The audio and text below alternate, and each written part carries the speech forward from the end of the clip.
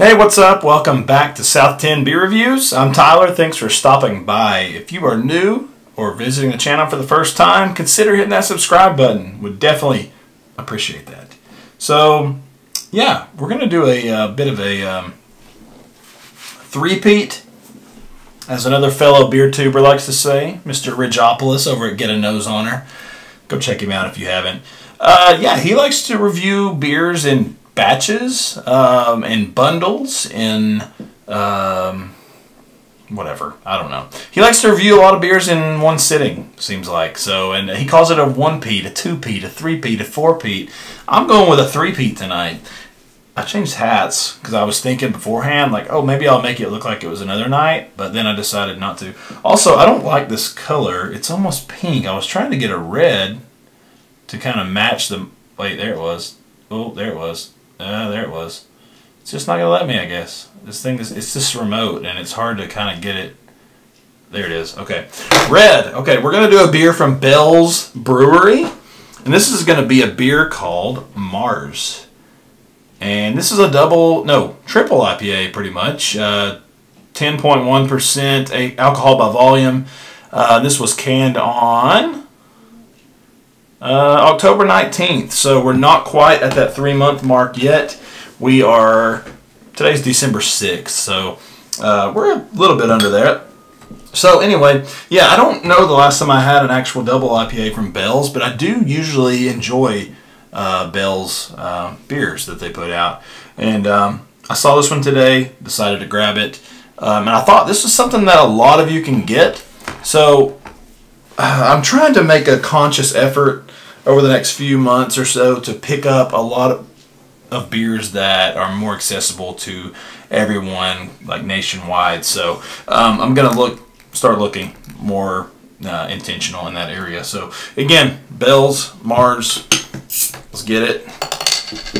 What are they calling it? They're calling it a double IPA, so called Mars, and it's 10.1%. That's a triple in my book, but they can call it whatever they want. Let's go ahead and get it in the glass here.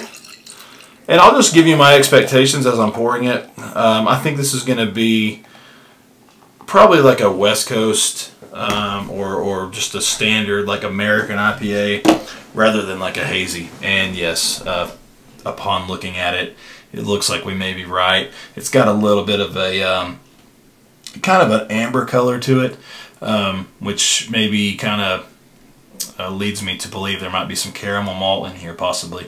It's got an off-white head to it, finger and a half of pretty tight bubbles. It's got a nice mixture, though. There's some bigger bubbles around the edges. It's kind of soap sudsy. Looks very sticky. Looks like we might get some lacing on there as well.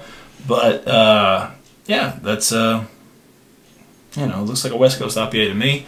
Let's go ahead and shove our nose in this thing. See what we got in store. Oh yeah, that's got a old school vibes going on, which I did actually look up beforehand. I'm pretty sure this originally was released in 2014, and I think that at that point they had a different name for it. Does it say it on here? Let's see here. So Mars, the bringer of war, was inspired by the music of Gustav Holst. An intense hopping Regiment imparts incredible notes of tropical fruit, citrus, and pine, while a Munich malt provides balance and deep red hue.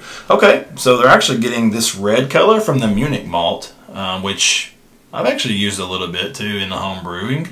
And yeah, it actually does add a good bit of color to it. But anyway, yeah, this was originally named something else. I think it was like one of their...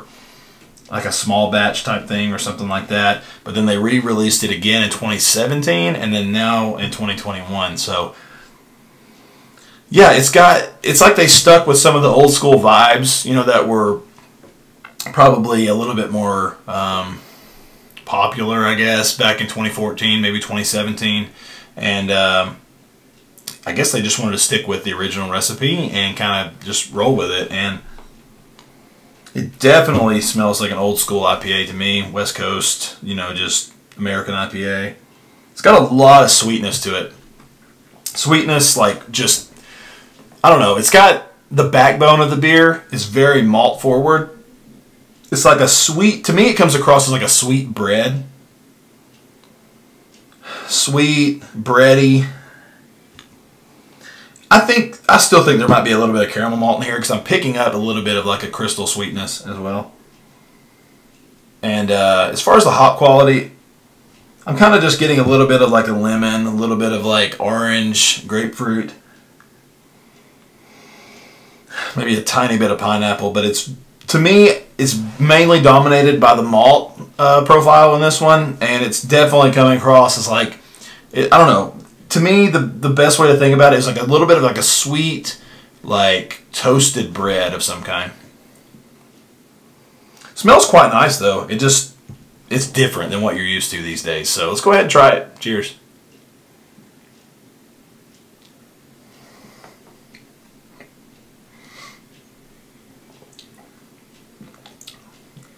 Okay. Yeah, that's pretty good. That's good. It's a nice change of pace. Old school vibes going on. It's weird. Like this one almost kind of reminds me of Bell's Hop Slam in a way. I think Hop Slam has a little bit more pronounced hop character, a little bit more grapefruit, orange type of deal going on, pineapple popping. This is almost like Hop Slam toned down in the hop department almost. So it's still got like a similar malt profile. Definitely comes across more old school. It's got some like crystal malt sweetness. It's got some just like, I don't know. It's like it's got a bready malt, but it's like in a more pronounced way. It's got more depth to it than like a lot of the newer stuff. It's got like a bready, crackery malt.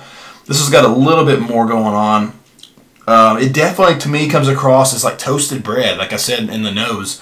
But it's got a little bit of like a caramel sweetness to it. And a little bit of like, maybe a little bit of like a biscuity type of sweetness as well.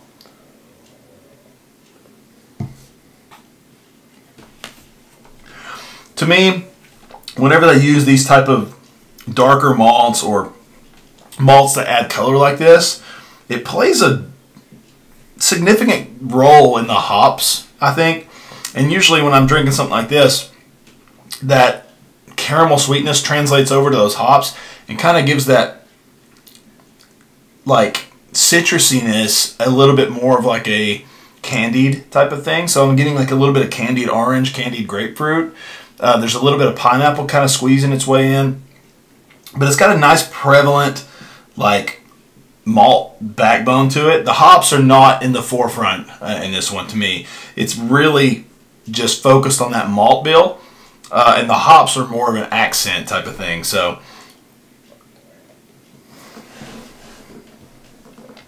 really not as bitter as I was expecting, though I will say it's more of a moderate bitterness. It's not super light, not super heavy, but it is there.